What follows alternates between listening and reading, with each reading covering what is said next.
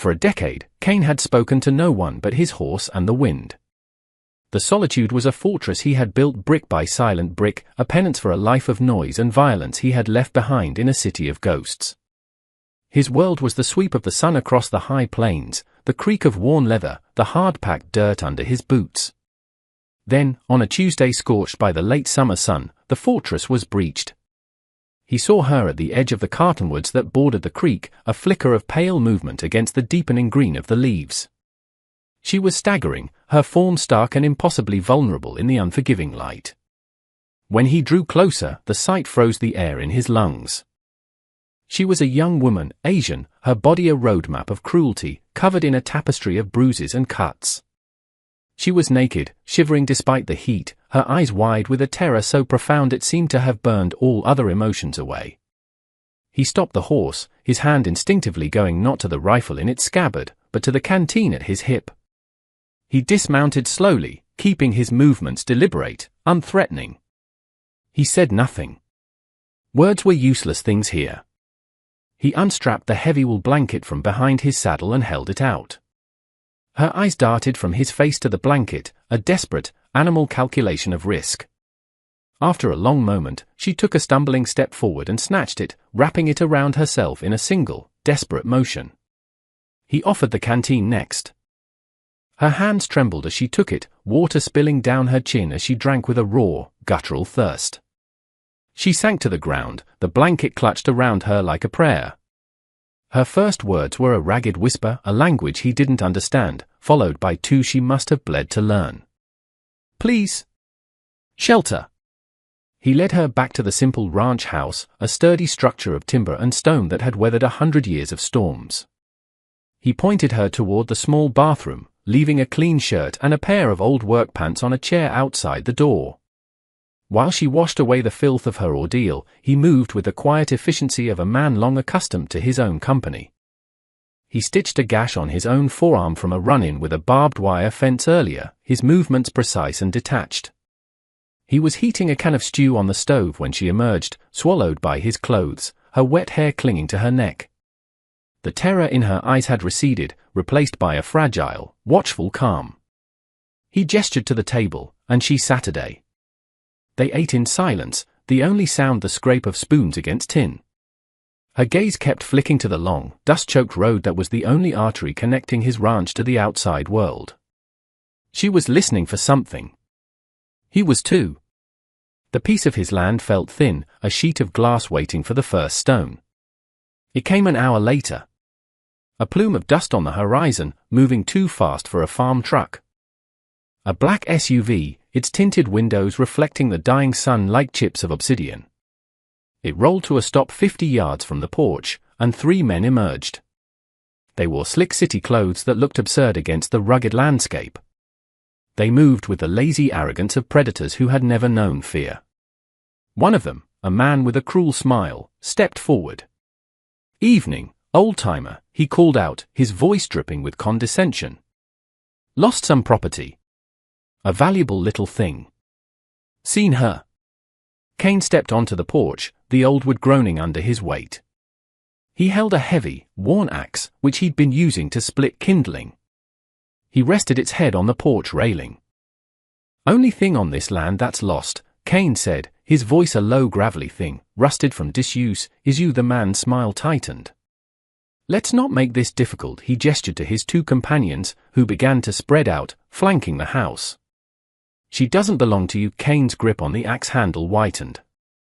"Nothing here belongs to you," he replied, his voice flat and cold as a river stone.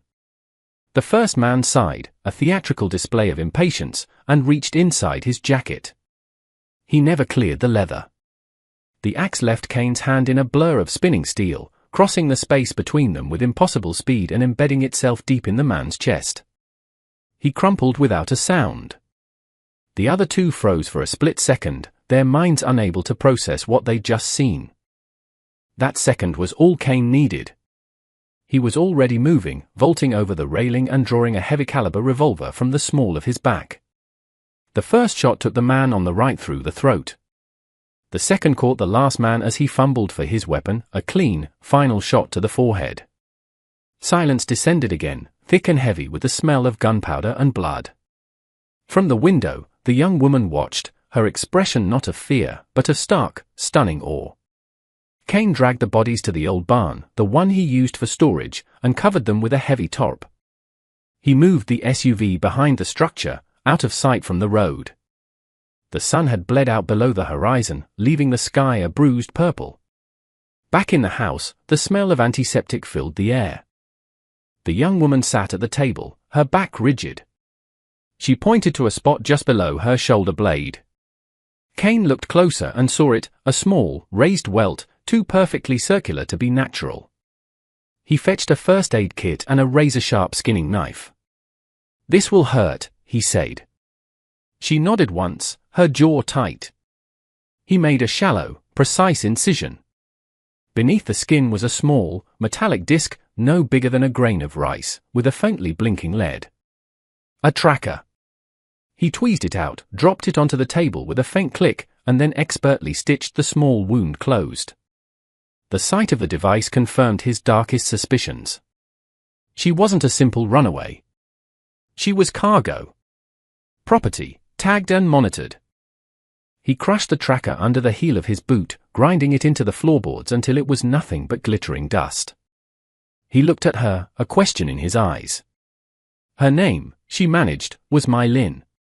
She spoke in broken, halting English, but the story she wove with her words and her hands was terrifyingly clear. A shipping container. Other girls, dozens of them.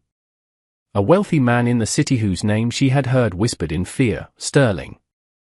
They thought she was broken, useless after a failed escape attempt, and had brought her to a remote location for disposal.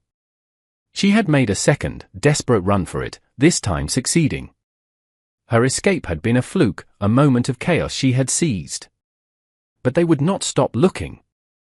Sterling did not tolerate losses. The ranch, once his sanctuary, was now the last line of defense. Her fight had become his. He had known it the moment he saw her, but the cold, blinking piece of technology made it real. The violence he had tried to bury was being called forth again, not for money or for a cause he no longer believed in, but for the terrified, determined woman sitting at his kitchen table. He knew they would send more men. Sterling would not consider the first three a match for a lone rancher, he would consider them an embarrassment to be rectified with overwhelming force. Kane did not intend to be overwhelmed. He disappeared into his bedroom and returned not with the simple hunting rifle he kept by the door, but with a long, heavy-duty Pelican case he dragged from beneath his bed. He clicked the latches open, revealing a bed of custom-cut foam. Nestled within was a military-grade M4 carbine, several magazines, a sidearm with a threaded barrel, and a box of ammunition that was definitely not for hunting deer. The hardware of a past life. My Lin watched him, her eyes wide. He worked with practiced ease, checking the action on the rifle, loading the magazines with swift, precise movements. He was no farmer. He was something else entirely. He looked up and met her gaze. "You need to know how to use this," he said, placing a simple, reliable pump-action shotgun on the table. He spent the next hour showing her the mechanics of loading, the safety, how to aim, how to brace for the recoil. He didn't treat her like a victim, but like a soldier. And she learned like one. Her hands were steady, her movements quick to mimic his. The fear that had defined her was being forged into something else, a cold, hard resolve. They worked together, barricading the windows with heavy furniture and thick planks of wood from the barn. They established fields of fire, turning the simple home into a defensible fortress. He gave her a position in the back bedroom, a vantage point that covered the rear approach. "They will come from the front," he stated, not as a guess, but as a fact. "They are arrogant. But if they are smart, they will try to flank. You will stop them." She didn't speak, but her nod was firm. There was no tremor in her hands as she held the shotgun. In the quiet darkness, as they waited, a silent understanding passed between them. They were two solitary souls, cornered and outnumbered, but they would not be taken easily. The fortress of his solitude had fallen, only to be replaced by a fortress of defiance they had built together. The second dust cloud appeared with the morning sun. It was a single vehicle, but it was not another black SUV. It was a county sheriff's cruiser, its official markings a grotesque parody of the law in this lawless place. The car crunched to a halt beside the bloodstains from the night before, stains Kane hadn't bothered to wash away. A man in a crisp uniform stepped out, a silver star pinned to his chest. He was tall, with a politician's smile that didn't reach his cold, calculating eyes. This was Sheriff Brody. He sauntered toward the porch, his hand resting casually on the butt of his holstered pistol. "Morning," Brody called out, his tone deceptively friendly. "Got a call about a disturbance out this way. Everything all right?" Kane stood in the doorway, the M4 held loosely at his side, its presence a clear and deliberate statement. "Everything's quiet," Kane replied. Brody's eyes flickered from Kane to the rifle and then scanned the house, noting the boarded windows. His smile wavered. "Look, son, I'm going to be straight with you. I know you've got a girl in there. A runaway. She's caused a lot of trouble for a very important man, a Mr. Sterling. He's a pillar of our community." Brody took a step closer, lowering his voice into a conspiratorial tone. "He's willing to be generous.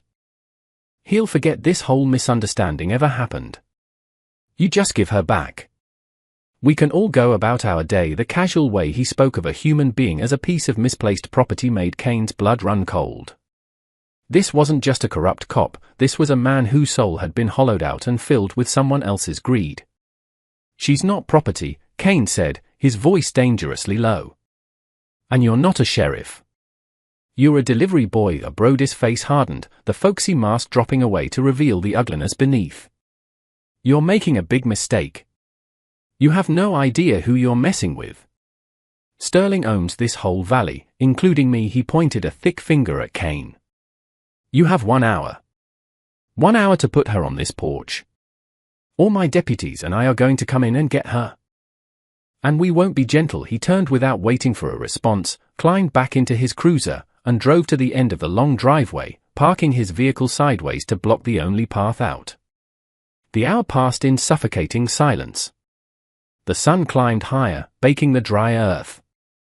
Through his rifle's scope, Kane watched as 2 more trucks arrived, parking behind the sheriff's car. They weren't patrol vehicles. They were heavy-duty pickups, and the men who got out were not wearing uniforms. They were carrying rifles and wearing tactical vests. Sterling's private army, sanctioned by the local law. They were setting up a perimeter, taking positions behind rocks and the sparse cover the landscape offered. It was a siege. Inside the house, the air was thick with tension. Kane moved from window to window, tracking their movements, his mind a cold machine of angles and trajectories. He checked on Mai Lin. She was in position, shotgun held at a low ready, her eyes fixed on the empty expanse behind the house. She wasn't trembling. Her face was a mask of concentration. He placed 2 boxes of shells on the floor beside her. "Don't fire until they're close," he said. "Make it count." She glanced up at him, and in that moment, he saw the last flicker of the terrified victim die out, replaced by the grim determination of a survivor who had decided she would rather die fighting than ever be a victim again. She gave a single, sharp nod. He returned to the front room, settling into a spot behind the heavy oak table he'd overturned. The house was quiet, a tinderbox waiting for a spark.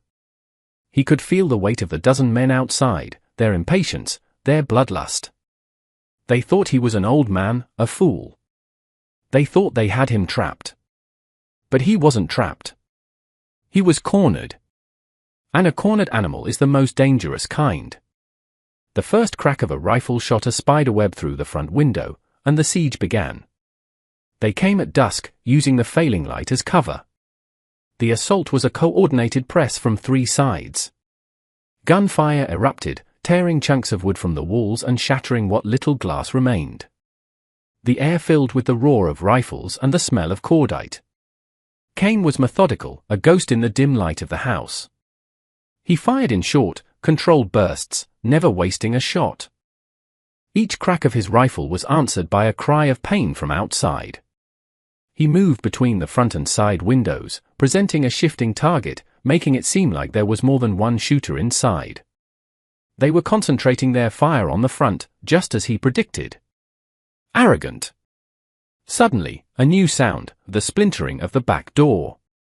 They had sent a team to flank them. A voice inside Kane's head screamed a warning, but before he could move, the blast of a shotgun echoed from the rear of the house. It was followed by a human scream, cut short. Then a second blast. Kane raced to the back hallway. Two men in tactical gear were sprawled on the floor of the kitchen, their assault cut brutally short. Mylin stood in the bedroom doorway, smoke curling from the barrel of her shotgun. Her face was pale, but her hands were rock-steady as she expertly worked the pump, chambering a new round. She had not hesitated. She had held her ground. She had become as much of a warrior as he was. A surge of pride, fierce and protective, coursed through him. He gave her a sharp nod of approval before turning back to the main fight. But they both knew their victory was temporary. The volume of fire from outside was increasing. Bullets ripped through the walls. They were being pinned down, their ammunition dwindling. It was a battle of attrition, and time was running out. Just as the front door splintered under the impact of a battering ram, a new sound cut through the cacophony of the firefight. It was the high-pitched wail of sirens, not the familiar yelp of a county cruiser, but the powerful, authoritative blare of federal vehicles. Headlights, brighter than anything Kane had ever seen, sliced through the twilight, flooding the entire scene in a blinding white glare. For black, armored Suburbans roared up the driveway, scattering Sterling's men like rats. A voice, amplified by a bullhorn, boomed across the ranch, a voice of absolute command. U.S. Marshals! Drop your weapons and get on the ground. Now! For a moment, there was chaos and confusion. Some of Sterling's men, caught between the fortified house and the arriving federal force, tried to shoot their way out. They were cut down with ruthless efficiency by disciplined bursts of automatic fire from the marshals. Sheriff Brody stood frozen in the glare of the headlights, his face a mask of pure disbelief. He dropped his rifle as two heavily armed marshals descended on him, slamming him face-first into the dirt and wrenching his arms behind his back. The fight was over as quickly as it had begun. The sheer, unexpected arrival of a higher authority had shattered the siege completely. The silence that fell was more profound than any that had come before. Kane lowered his rifle, his ears ringing. He looked at Mylin, who was staring out the window, her shotgun still clutched in her hands, her knuckles white. He walked over and gently placed his hand over hers, easing the weapon from her grip. Her fight was over. Slowly, the tension drained from her shoulders, and for the first time since he had met her, she looked not like a fighter or a victim, but simply like a young woman who had survived an impossible ordeal. A tall man in a tactical vest with U.S. Marshal emblazoned in yellow across the front stepped through the ruined doorway. His name was Vance, and his eyes held no judgment, only a weary professionalism. He surveyed the damage, the bodies, then looked at Kane and Mylin. "You two have had quite a night," he said, his voice calm and steady. He explained that his team had been building a RICO case against Sterling for over a year, trafficking, racketeering, political corruption. They knew he was using remote locations for his dirty work, but they could never pinpoint them. "Your 911 call from a burner phone an hour ago, miss," he said, looking at Mylin with respect, "reporting a corrupt sheriff aiding a kidnapping at this address, gave us the probable cause we needed to roll in hard. Sterling's whole operation is coming down tonight." He assured Mylin she was safe now. She would be a material witness, given protection, a new life, anything she needed. The system that had failed her was now, finally, going to protect her. Medics came in to check on them, but neither was seriously injured. As the federal agents processed the scene, securing evidence and cuffing the remaining gunman, Kane felt a familiar pull, the desire to retreat, to melt back into the shadows and let the world handle its own mess. His part was done. But as he turned to walk back into the dim interior of his house, a hand gently took his. It was Mylin. She looked up at him, her eyes clear and full of an emotion that went far beyond simple gratitude. It was a look of profound connection, of seeing and being seen. In her gaze, he saw not a request for more protection, but an offer of something else entirely, companionship. He had saved her life, and in doing so, she had shattered the walls of his solitude forever. He looked at her small hand in his large, calloused one and did not pull away. 1 year passed. The seasons turned, washing the high plains with the green of spring, the gold of summer, and the crisp brown of autumn. The ranch was no longer a fortress, but a home. The bullet holes in the walls were patched and painted, the splintered door was replaced with solid oak, and new glass sat gleaming in the window frames. Out front, where blood had once soaked the earth, a small, vibrant garden now grew, thick with tomato vines and rows of stubborn corn. Cain was on the porch, mending a piece of tack, his movements as deliberate and quiet as ever. But he was not alone. Mylene emerged from the house, carrying 2 glasses of iced tea. She wore jeans and a simple cotton shirt, her hair grown long and tied back from her face. The haunted, hunted look in her eyes was a distant memory, replaced by a deep and abiding peace. She moved with an easy confidence, a woman who had reclaimed not just her freedom, but her very self. She handed him a glass, their fingers brushing. A simple, everyday touch that held the weight of everything they had endured and everything they had become. They sat together on the porch swing, the gentle creak of its chains the only sound besides the whisper of the wind through the prairie grass. No words were needed between them. Their silence was not one of emptiness, but of a complete and total understanding. He had been a man hiding from the world, and she had been a woman the world had tried to break. Together, on this small patch of land, they had found a sanctuary. He looked out at the endless horizon, the same view he had watched for 10 solitary years, and for the first time, it didn't look like an empty expanse. It looked like a beginning. What you just saw was a story about how sometimes, the quietest lives are interrupted by the loudest calls for justice. I wanted to explore the idea that the walls we build to protect ourselves can also become our prisons, and that true strength is found not in isolation, but in standing up for someone who cannot stand for themselves. The characters of Cain and Mylene show us that even after the deepest trauma, healing is possible, and that unlikely bonds can be forged in the most intense fires. What do you think was the defining moment in Mylene's transformation from a victim to a survivor?